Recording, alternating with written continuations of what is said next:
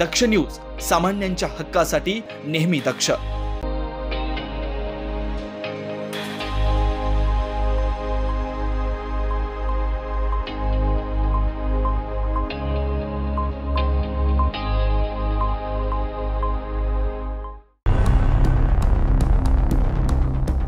पाथर्डी फाटा परिसरातील स्वराज्यनगर परिसरात शुक्रवारी रात्रीच्या सुमारास घराच्या बाहेर पार्क केलेल्या 6 ते 7 चारचाकी वाहनांच्या काचा फोडण्यात आल्या होत्या।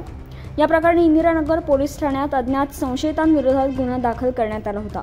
याचा तपास सुरू असताना पोलिसांना मिळालेल्या गुप्त माहितीनुसार संशयित आरोपी दीपक पवार, धनंजय कोल्हे यांच्यासह 5 अल्पवयीन संशयितांना गुन्हे शोध पथकाने सापळा रचून ताब्यात घेतले। तसेच या संशयित आरोपींची पोलिसांनी धिंड काढली आहे।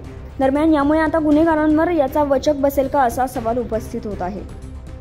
प्रवीण सुरुडे, दक्ष न्यूज, नाशिक।